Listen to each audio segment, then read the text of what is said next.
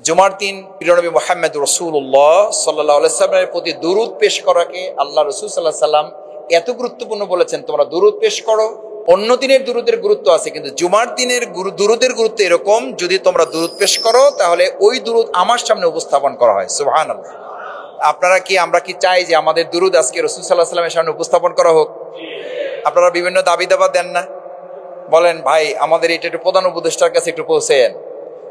পৌঁছবে না তার ঠিক নাই, আমার পর্যন্ত আপনার পর্যন্ত কেউ একজন পর্যন্ত পৌঁছাইতে পারলে আপনার খুশিতে কি থাকে না, সীমা থাকে না। রাসূল সাল্লাল্লাহু আলাইহি ওয়াসাল্লাম বলেন আজকে দরুদ পড়ো, ওটা আমার সামনে উপস্থাপন করে ফেরেশতারা। সুবহানাল্লাহ। আমরা একটু দরুদ শরীফ পড়ি। আল্লাহুম্মা সাল্লি আলা সাইয়্যিদিনা ওয়া নাবিয়ানা ওয়া শাফিয়ানা ওয়া হাবিবানা মাওলানা মুহাম্মদ সাল্লাল্লাহু আলাইহি ওয়া আলিহি ওয়া সাহবিহি ওয়া বারাকা ওয়া সাল্লাম। আল্লাহুম্মা সাল্লি আলা, জোরে আল্লাহুম্মা সাল্লি আলা সাইয়্যিদিনা ওয়া নাবিয়ানা ওয়া শাফিয়ানা ওয়া হাবিবানা মাওলানা মুহাম্মদ সাল্লাল্লাহু আলাইহি ওয়া আলিহি ওয়া সাহবিহি ওয়া বারাকা ওয়া সাল্লাম। আজকে সালাতে এখানে আপনারা মসজিদে এসেছেন, এখানে আসার আহ্বানকে, আজকের এই মসজিদের মেজবানকে ডেকেছেন কে? আমাদেরকে এখানকে আমাদের আহ্বান জানিয়েছেন কে? হাইয়া আলাস সালাহ হাইয়া আলাল ফালাহ। মুয়াজ্জিন আজান দিয়েছে, বাট কার পক্ষ থেকে? আল্লাহর পক্ষ থেকে। আল্লাহ তাআলা আমাদেরকে এখানে আহ্বান জানিয়েছেন, তিনি মেজবান। তিনি বলেন যে আমার সাথে কে কে কথা বলতে চাও, আজকে আমার সাথে কথা বলতে চলে আসো। সালাত তো হচ্ছে ইমানদারের জন্য আল্লাহর সাথে কি বলা? আসসালাতু মিরাজুল মুমিনিন। ইমানদার যদি হন আর সালাত যদি যথাযথভাবে অন্তরে ধারণ করেন, তাহলে আপনি সালাত আদায় করতে আসেন নাই, আপনি সালাত আদায় করতে আসছেন এবং আল্লাহর সাথে কথা বলতে এসছেন। সুবহানাল্লাহ। কার সাথে কথা বলতে এসছেন?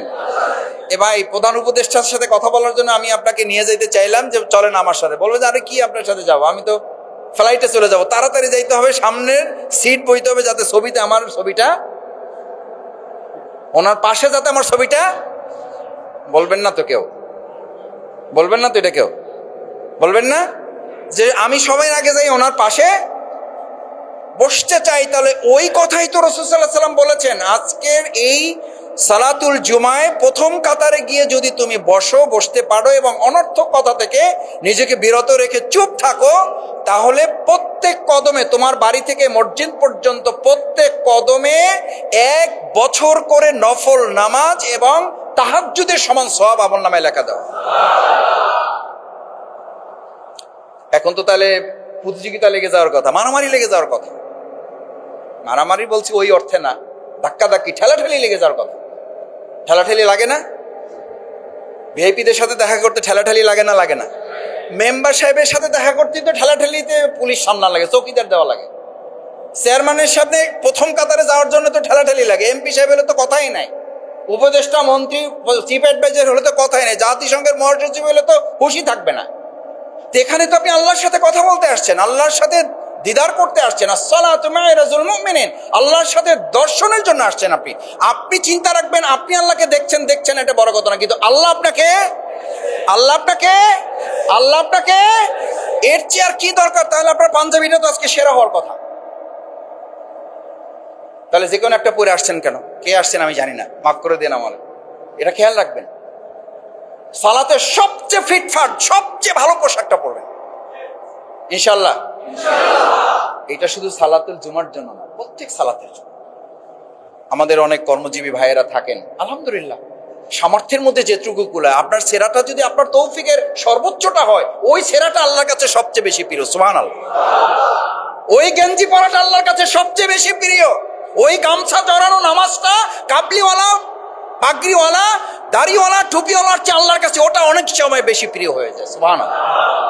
ওটা যেন আপনার সবচেয়ে সেরা তৌফিকটা, আপনি যেন ফাঁকি না দেন, আমি যেন ফাঁকি না দেই। আমি আজকে সবচেয়ে ভালো পাঞ্জাবিটা পরেছি আপনাদের দেখানোর জন্য। আল্লাহ মাফ করুন, এটা আমার কথা বলছি না, আপনাদের সবার জন্য। কারণ আপনি কোথায় এসছেন? আল্লাহর সাথে সাক্ষাতের জন্য এসছেন, আল্লাহর সাথে কথা বলার জন্য এসছেন, আল্লাহর কাছে নিজেকে সারেন্ডার করার জন্য এসছেন। প্রতি কদমে, বাড়ি থেকে রওনা দিয়ে এখানে আসতে প্রতি কদমে 1 বছর নফল রোজা রাখা এবং পুরো বছর সালাতুত তাহাজ্জুদ পড়ার সওয়াব আল্লাহ আমলনামায় লিখে দেন। এজন্য সাহাবা ইজমাইম কিরামগণ এই সময় গাড়িতে বা অন্য কিছুতে বাহনে না এসে হেঁটে আসতেন। এমনও সাহাবী আজমাইন ছিলেন তারা মসজিদের সাথে ঘর এই অবস্থার কারণে রাসূল সাল্লাল্লাহু আলাইহি ওয়াসাল্লামের কাছে গিয়ে বলছেন, ইয়া রাসূলুল্লাহ, আমার ঘরটা আমি এখান থেকে দূরে নিয়ে যেতে চাই, কারণ আমি এই সওয়াব থেকে বঞ্চিত হতে। সুবহানাল্লাহ। আমার ভাইয়েরা, সালাত হচ্ছে রাসূল করিম সাল্লাল্লাহু আলাইহি ওয়াসাল্লাম as-সালাত ক্বালা রাসূলুল্লাহ সাল্লাল্লাহু আলাইহি ওয়াসাল্লাম as-সালাত আয়ুনুয যিকর, আয়ুনুয যিকর। সালাত হচ্ছে অন্তরকে প্রশান্তি দানকারী। কি কারী? আমাদের সমাজে এখন সবচেয়ে বেশি সমস্যা হচ্ছে অস্থিরতা। কি অস্থিরতা? অস্থির। দেখবেন সাইকেলের সাথে রিকশার ধাক্কা লেগেছে, মারামারি শুরু হয়ে গেছে, না যায় নাই? কিসের কারণে? অস্থিরতার কারণে। কে কার আগে যাবে, কে কার আগে ছুটবে, কে কার আগে গিয়ে পৌঁছে যাবে, অস্থির। এই অস্থিরতা আসে ইবলিসের থেকে, আর স্থিরতা আসে আরশে আজিম থেকে। বলেন, অস্থিরতা আসে কোথা থেকে? ইবলিসের থেকে। আপনি আমি যখন, শফিকুল ইসলাম মাসুদ যখন অস্থির হয়ে যাবে, বুঝতে হবে সে ইবলিসের সাথে আছে। কার সাথে? তাহলে আমরা সবাই ইবলিসের সাথে থাকার সিদ্ধান্ত নিলাম আজকে থেকে। তাহলে আমরা আজকে থেকে কি থাকবো? একজন গালি দেবে, আপনি স্থির থাকবেন। কার সাথে আছেন? কার সাথে আছেন? স্থির আছেন মানে কার সাথে আছেন? শুধু আল্লাহর সাথে না। আল্লাহ বলেন আরশে আজিমের সাথে আছো তুমি। সুবহানাল্লাহ, সুবহানাল্লাহ। আর আপনারে লোকেরা বলবে, ও দুর্বল মানুষ, জবাব দিতে পারে না, শক্তি নাই, প্রভাব নাই, ও হুজুর, ও শফিকুল ইসলাম মাসুদ, পাওয়ার নাই, ওই জন্য কিছু বলতে পারে না। আরে মাসুদ ভাই, কিছু তো করলেন না, আপনার লোকেরা মারলো, কিছু তো বললেন না। আরে ভাই, আমি কিছু বলি নাই, আমি তো আল্লাহর আরশ আজিমের সাথে আছি বলে তোমার আমি বলে নাই। তোমার জবাব আমার আল্লাহ দেওয়ার জন্যই যথেষ্ট। রাসূল করিম সাল্লাল্লাহু আলাইহি ওয়াসাল্লামকে এক মুশরিক কাফির এসে গালি দিচ্ছেন না? রাসূল সাল্লাল্লাহু আলাইহি ওয়াসাল্লামের গালি দিবে আর আপনারে দিবে না কেউ? আমাদেরকে অনেকে বলে, কয় মাসুদ ভাই বুঝলাম না, আপনারও গালি দেয়। আমি বললাম, কেন? আপনি কে? শফিকুল ইসলাম মাসুদ কে? উনি কোথাকার লোক? উনি কোন আল্লাহর ওলি? ওই আমাদের অমুককে গালি দিয়েছে, আপনাকেও গালি দিয়েছে। মাসুদ ভাই আমাকে লিঙ্ক পাঠায়, ফেসবুকের পাঠায়, পোস্ট পাঠায়। আমি বললাম আলহামদুলিল্লাহ। আলহামদুলিল্লাহ বললেন? আমি বললাম হ্যাঁ। বোঝা যাচ্ছে যে রাসূল সাল্লাল্লাহু আলাইহি ওয়াসাল্লামকে যে কারণে গালি দেওয়া হয়েছে, ওই একই কারণে টুকটাক কিছু কাজ আমরা হয়তো পাকে করতে পারছি। আলহামদুলিল্লাহ। গালি চাইয়ে নেবেন না, কিন্তু আল্লাহর দ্বীনের জন্য গালি দিলে টুপির মতো, দাড়ির মতো, লম্বা জামার মতো ফরজ নামাজের আগে পড়ে, সুন্নাহর মতো ওই গালি খাওয়াটাও আল্লাহর দ্বীনের একটা সুন্নাহ। পারবেন স্থির থাকতে ইনশাআল্লাহ? তাহলে মামলা কমবে না বাড়বে? ঝগড়া বাড়বে না কমবে? মারামারি বাড়বে না কমবে? এই শিক্ষা দেয় সালাত। সালাতে আইসাও দেখবেন পেরেশান। ওই হুজুর কি হইলো? হ্যাঁ, কি কথা ছিল? আমাদের কোনো কাম কাজ নাই, আমাদের তো টুকটাক কাম কাজ আছে, ব্যস্ততা তো আমাদের আছে নাকি? আপনি তো ইমামতি করেন, মুয়াজ্জিন আজান দেন, আর নামাজ পড়ায়, বেতন তো আমরাই দেই, কিন্তু বেতন কোথা থেকে আসে? ওই কাম তো আমাকে করা লাগে। নামাজ শুরু করেন। আমি নিজে তখন ক্লাস 9-এর ছাত্র, পটুয়াখালীতে গেছি একটা প্রতিযোগিতায়। ওই ইমাম সাহেব আছেন কিনা আমি জানি না, বহুদিন আর যোগাযোগ নেই। পটুয়াখালী ডিসি কোর্ট মসজিদে আমি জুমার নামাজ পড়ার জন্য গিয়েছি। আজকে এটা ওই কারণে বলছি না যে আমি লম্বা বক্তৃতা করব। তো ওনার বক্তৃতার মাঝে একজন একটু প্রভাবশালী ব্যক্তি হবে নিশ্চয়ই, উনি দাঁড়িয়ে শুধু বলছিলেন যে হুজুর টাইম হয়ে গেছে। কি হয়ে গেছে? টাইম হয়ে গেছে, বসেন বসেন। বসে না, আমি তো বলছি যে শুধু টাইম হয়েছে। আমিও তো বলছি বসেন। যে মসজিদের মুসল্লি ইমামকে নির্দেশ দেয় আর ওই নির্দেশের আলোকে ইমাম চলে, ওই ইমামের পেছনে নামাজ হয় না। কি হয় না? নামাজ হয় না। এখন আপনারা কি চান যে আমার পিছনে আপনাদের নামাজ না হোক? সব মুসল্লি দাঁড়ায় গেছে, বলছে যে এই কে দাঁড়াইছিল, এই বাইক করে দাও। ইমাম সাহেব বলছে না, বাইক করার দরকার নেই, কিন্তু ডিক্টেট করার মতো কোন মুসল্লি কোন ইমামের পিছনে থাকলে ওই ইমামের পিছনে সালাতের হক যথাযথ আদায় হবে না। এটা কি থেকে আসে? অস্থিরতা থেকে। কি থেকে? অস্থির। মসজিদে তো আসলে আপনার অন্তর প্রশান্তিতে লেগে যাবে, কখন ঢুকবেন আর ঘড়ির দিকে তাকানোর কি থাকবে না। মেরাজ ঘড়ির দিকে তাকানোর সময় ছিল? সময় কি করে দেওয়া হয়েছে? কি করে দেওয়া হয়েছে? আটকায় দেওয়া হয়েছে। Times up, stop. ঘড়ির কাঁটা চলবে না। মিনিট স্টপ, সেকেন্ড স্টপ, ঘন্টা স্টপ, নো। এখন সালাত, এখন মেরাজ, এখন আল্লাহর সাথে রাসূলের দিদার চলছে, কোনো সময় চলবে না। সব যেখানে আছো বন্ধ হয়ে যাও। মসজিদে ঢোকার পরে আপনিও বলবেন সব বন্ধ হয়ে যাও, এখন আল্লাহর সাথে আমার দিদার চলছে, দুনিয়ার কোনো কিছুর সাথে আমার সম্পর্ক নেই। সুবহানাল্লাহ। এই সালাত আদায় করতে পারছেন? আমি আসতেছি দৌড়ে, যাইতেছি দৌড়ে, কখন বের হবে?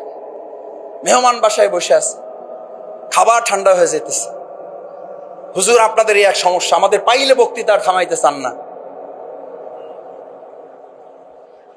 সালাত অন্তর প্রশান্তিকে, আসসালাত আয়ুনুজ যিকির। আমাদের সমাজে একটা কথা আছে, অসুস্থ রোগী মানে কোনো ডাক্তার, কোনো অ্যাপেন্ডিক্স মানে ওই যে কম্পাউন্ডার যারা থাকে, কিছু না বুঝলেও ওই যে একটা ওষুধ দেয়, ওটার নাম হলো কি, অ্যান্টিবায়োটিক। কি বলে? অ্যান্টিবায়োটিক। এটা হলো সব রোগের জন্য ওটা কাজে লাগে। কাজে আপাতত শুরু করেন, দেখা যাক কি হয়, এরপরে টেস্ট করেন। আপাতত কি চালান? অ্যান্টিবায়োটিক শুরু করেন, তারপর দেখা যাক কি হয়। আসসালাতু আইনুজ যিকির, শরীরের জন্য যেমন অ্যান্টিবায়োটিক, আর গোটা অন্তরটাকে প্রশান্ত রাখার জন্য সালাত হচ্ছে অ্যান্টিবায়োটিক। আজকে একটা অ্যান্টিবায়োটিক ফ্রি দিয়ে গেলাম, চিকিৎসাপত্র টাকা লাগবে না, কারণ এই অ্যান্টিবায়োটিকের চিকিৎসাপত্র আমি দেই নাই, প্রিয় নবী মুহাম্মদুর সাল্লাল্লাহু আলাইহি সাল্লাম আসতে বলেন সাল্লাল্লাহু। এই চিকিৎসাপত্র কার? রাসূল করিম সাল্লাল্লাহু আলাইহি সাল্লাম। পৃথিবীর কোন চিকিৎসকের না। অ্যান্টিবায়োটিক শরীরকে ঠিক রাখে, সালাত অন্তরকে ঠিক রাখে। এটা এমন প্রশান্তি দেয়। ওমরে ফারুক রাদিয়াল্লাহু তাআলা ফজরে সালাত আদায় করতে দাঁড়িয়েছেন, মাসের পর মাস তরবারে ধার দিয়েছেন ওমরকে কি করার জন্য? করার জন্য। আছে ঘটনা না নেই? আছেন। খুব জায়গা করে ইতিহাস খুঁজেছেন, সুযোগ খুঁজেছেন, ফন্দি খুঁজেছেন, কিভাবে ওমর হত্যা করা যায়। ওমরের মতো লোককে হত্যার পরিকল্পনা, ষড়যন্ত্র থাকলে শফিকুল ইসলাম মাসুদের শত্রু ষড়যন্ত্র করে থাকবে না? থাকবে না? আশ্চর্য হন কেন? অবাক হন কেন? হতাশ হন কেন? হ্যাঁ ভাই, আমাদেরও শত্রু আছে, এইটা তো হইতে পারে না।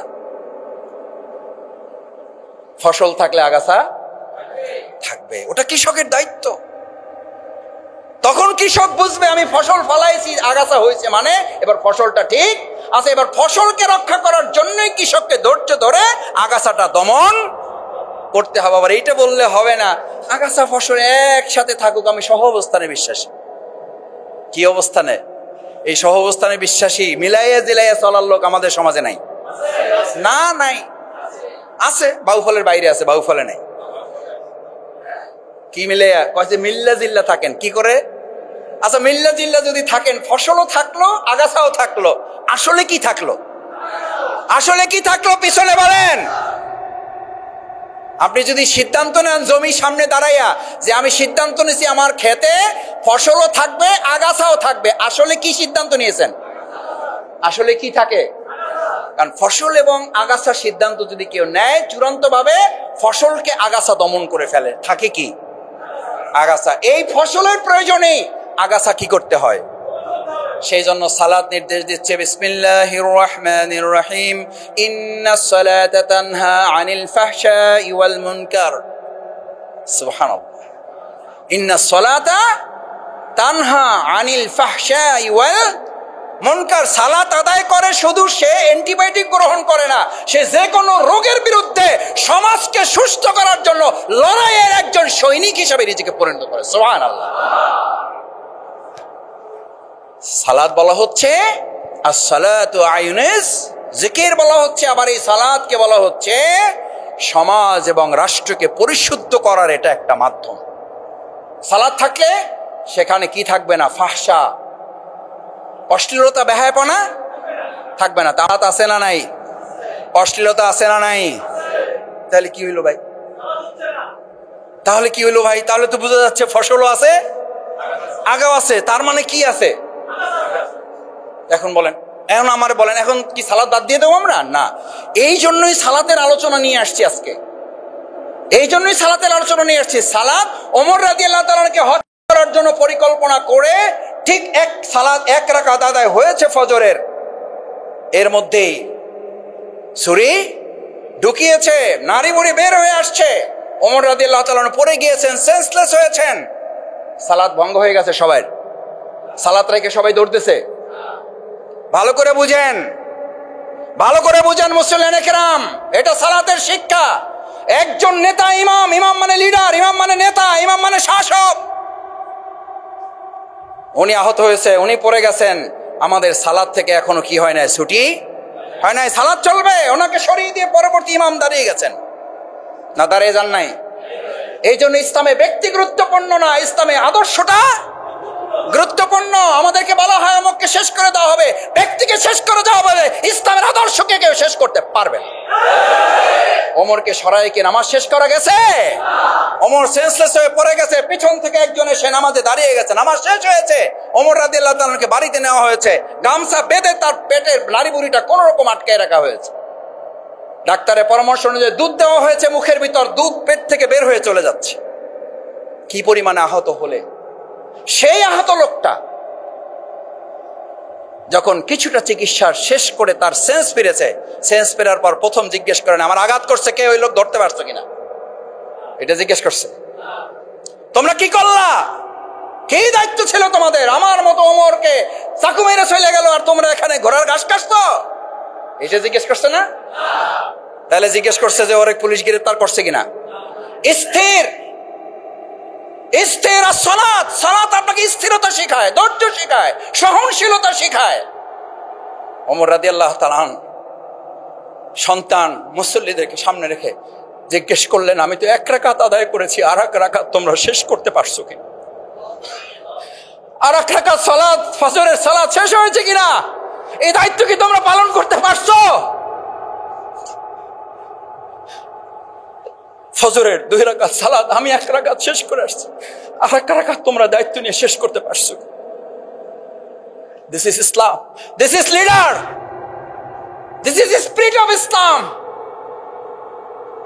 আপনি আহত হয়ে যাবেন, আপনি শহীদ হয়ে যাবেন, কিন্তু ইসলামের দায়িত্ব পালন চলমান ছিল, আছে এবং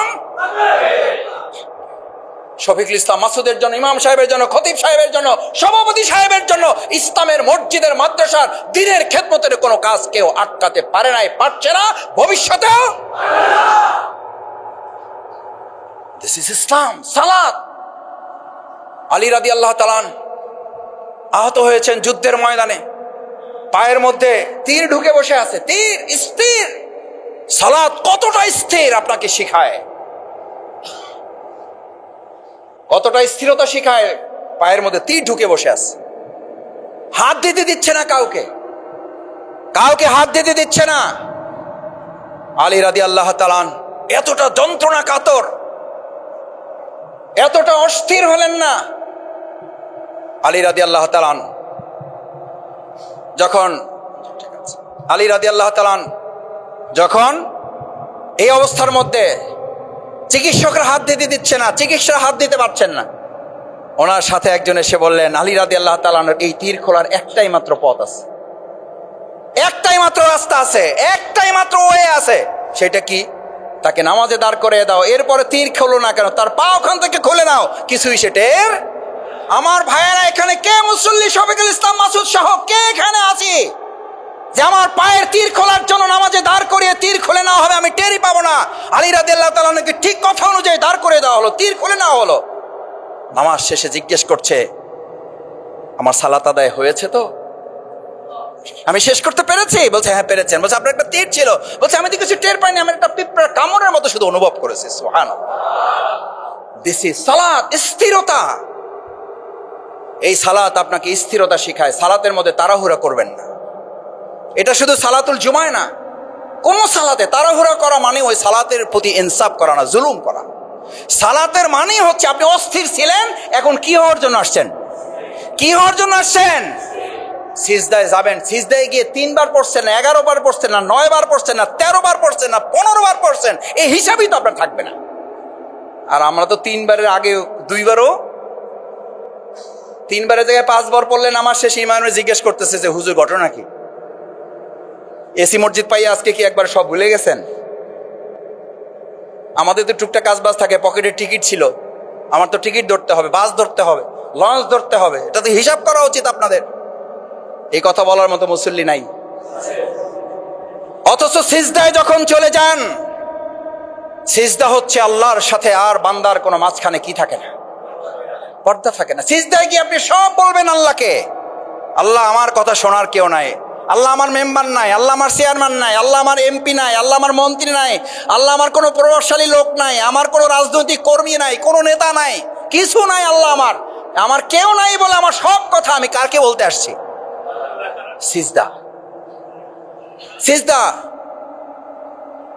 ওমর রাদিয়াল্লাহু তাআলা যখন সিজদায় চলে যেতেন, আবু বকর রাদিয়াল্লাহু তাআলা যখন সিজদায় চলে যেতেন, পিছনের লোকেরা মনে করতো এই লোকটা বোধহয় আর জীবিত নাই, কি নাই, হুশ নাই, হুশ নাই। রাসূল সাল্লাল্লাহু আলাইহি ওয়াসাল্লাম সিজদায় যেতেন, এত লম্বা সিজদা করতেন, মুসল্লিরা মনে করতো মুহাম্মদ রাসূলুল্লাহ সাল্লাল্লাহু আলাইহি ওয়াসাল্লামের বোধহয় কোনো অসুবিধা হয়েছে। সাহাবায়ে কিরামগণ বর্ণনা করেন যে আমরা পিছন থেকে কেউ কেউ মাথা উঁচু করে কেবল দেখতে যাব, এই সময় রাসূল সাল্লাল্লাহু আলাইহি ওয়াসাল্লাম মাথা উঠিয়ে ফেলতেন। আমরা এরকম সিজদা দেই তো নাকি? সালাত, সিজদায় যাবেন দুনিয়া ভুলে যাব, দুনিয়া ভুলে যাব না। সিজদা আমাকে দুনিয়া ভুলিয়ে আমাকে পরকালে ঢুকাইয়ে দেওয়ার নাম হলো, বলেন, দুনিয়া ভুলে পরকালে ঢুকাইয়ে দেওয়ার নাম হলো সিজদা। আর আমাদের সিজদা হলো সিজদার মধ্যে বসেই কয়বার সুবহানাল্লাহ বলছি, তার চেয়ে বড় কথা হলো দোকানের হিসাব ওর মধ্যে ক্লিয়ার, পরিবারের হিসাব ওর মধ্যে ক্লিয়ার। আমার ভাইয়েরা, মুসল্লিয়ানে কেরাম, আমি আপনাদের কষ্ট বাড়াতে চাই না। এই সিজদা দিয়ে নামাজ সালাত কি আদায় করতে পারবো ইনশাল্লাহ? দেখি আমরা ইনশাল্লাহ আমাদের সিজদা কি আজকে থেকে পরকালে ঢোকার দরজা হবে ইনশাল্লাহ? এই সিজদা কি আমাকে আল্লাহমুখী করবে ইনশাল্লাহ? এই সিজদা কি আমাকে পরকালমুখী করবে ইনশাল্লাহ? রাসূল সাল্লাল্লাহু আলাইহি ওয়াসাল্লাম বলতেন, সিজদা যখন দিবা তখন 2 হাত এমন ভাবে রাখবা, ডানে বামে চোখটা বন্ধ করে ভাববা তোমার সামনে কিচ্ছু নেই, তোমাকে কবরে শোয়ায় রাখা হয়েছে, তুমি কিছুই দেখতে পাচ্ছ না, তুমি একা, পৃথিবীতে আর কেউ নেই তোমার। সিজদায় গিয়ে কবরের দৃশ্য তোমার চোখের সামনে নিয়ে আসো। কবর, ইন্নী ওয়াজ্জাহতু ওয়াজহিয়া লিল্লাযী, যখন দাঁড়িয়ে যান আল্লাহকে সামনে রেখে, তখন আপনি ভাববেন আমি শুধু আল্লাহকে সামনে রেখে দাঁড়াই নাই, দুনিয়ার সব কিছু থেকে মুক্ত হয়ে আমি এক আল্লাহকে সাক্ষী রেখে দাঁড়িয়ে গেলাম, আমি এক আল্লাহ ছাড়া আর কাউকে মানি। আমার ভাইয়েরা, সালাত এটা ট্রেনিং দেয়, এক আল্লাহ ছাড়া কাউকে না মানা। ইন্নী ওয়াজ্জাহতু, সোজা, একদম সোজা। আমরা সোজা হই জীবিত অবস্থায় না, আমরা সোজা হই মরার পরে। বাপ এবং সন্তান দুইজনে মিলে অথবা 2 ভাই মিলে বাপের কফিন, একজন মাথার কাছে কাপড় ধরে, একজন পায়ের কাছে কাপড় ধরে, দুইজনে টানে আর বলে কি করো, কি করো, কি করো। তখন আশেপাশের লোকেরা কেউ কেউ বলেন মনের দুঃখ নিয়ে, কষ্ট নিয়ে, আফসোস নিয়ে, অভিযোগ অভিমান নিয়ে বলেন, তোমার বাপেরে তোমার ভাইরে সোজা তো করছো, মরার পরে বাঁচা থাকা অবস্থায় কি করতে পারো নাই, সোজা করতে পারো নাই। সালাত আপনার জীবনকে সোজা করার জন্য। সালাত, আজকে এখানে যারা আসছেন, আমরা কি সিদ্ধান্ত নিতে পারলাম সিরাতাল মুস্তাকিম, জীবনটাকে সোজা সরল সঠিক পথে চালাবার জন্য আজকে সালাত আমাদের জীবনে? দেখি ইনশাআল্লাহ আমরা আজকে থেকে কোন পথে? সরল পথে। কোন পথে? কার পথে? সরল পথে। আল্লাহ কবুল করুন। এটা হচ্ছে সালাত। সালাতের শেষ একটা কথা বলে সালাতের জন্য আমরা চলে যাব। সালাতের প্রতি আকর্ষণ বাড়ছে না বাড়ে নাই? কখন সালাতে দাঁড়াবেন? অস্থির লাগবে। এটা সালাতের আর একটা মাসালা। আজান হওয়ার আগে আপনার মধ্যে অস্থিরতা তৈরি হবে, কখন মসজিদে যাব, কখন মসজিদে যাব। এই অস্থিরতা যখন তৈরি হবে, রাসূল সাল্লাল্লাহু আলাইহি ওয়াসাল্লাম বলেন ফা আনতা মুমিন, তুমি ইমানদার।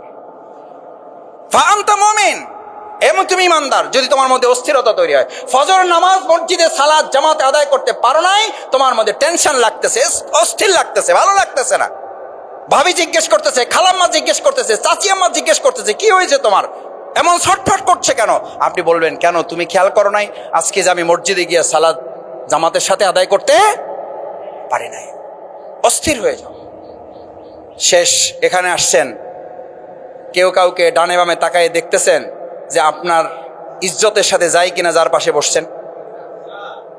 ডানে বামে তাকায় কি দেখতেছেন যে আপনার দলের কর্মী কিনা, না হলে উঠাই দিতেছেন এরকম যে আমার মতের সাথে মিললে বসেন, না হলে ওঠেন? ওঠেন, দেখেন আমার নামাজটা ঠিক রকম আদায় করতেছে, আপনার পাশে নিয়ে আমি কোনো ঝামেলায় যাইতে? এটা মসজিদে মনে হয় তো আমাদের মনে হয়? এটা ভুলিয়ে দেয় কে? আল্লাহ। যে আল্লাহ আপনাকে এভাবে ভুলিয়ে দিল, সে আল্লাহ তো সমাজেও আপনাকে এভাবে কাঁধে কাঁধ দিয়ে এখানে বলেন, ইমাম নির্দেশ দেন। রাসূল সাল্লাল্লাহু আলাইহি ওয়াসাল্লাম নির্দেশ ছাড়া এই সালাত আদায় শুরু করতেন না, সালাত আদায় শুরু করতেন না। মুসল্লিয়ানে কেরাম দাঁড়িয়ে যাও, কাতার সোজা করো, সোজা, আর মাঝখানে যেন কোনো কি না থাকে, ফাঁকা না থাকে, কাঁধে কাঁধ মিলিয়ে দাঁড়িয়ে যাও। সাফফান সুফুফা, তোমাদের কাতারগুলো সোজা করো, দাঁড়িয়ে যাও, কাতার বন্দী হও, মজবুত ভাবে দাঁড়াও, মাঝখানে যেন কোনো বিভেদ তৈরি। আমাদের সমাজে বিভেদ আছে না নাই? সালাতও আছে, বিভেদও আছে, সালাতও আছে। আজকে সিদ্ধান্ত নিতে চাই, সালাত যদি থাকে বিভেদ, বিভেদ যদি থাকে সালাত থাকবে না? থাকবে, সালাত থাকবে। এই সালাত দিয়ে আমরা বিভেদের সমস্ত জায়গা কবর রচিত করে এক সহাবস্থানে বাউফল আমরা তৈরি করবো ইনশাআল্লাহ। দেখি পারবেন ইনশাআল্লাহ?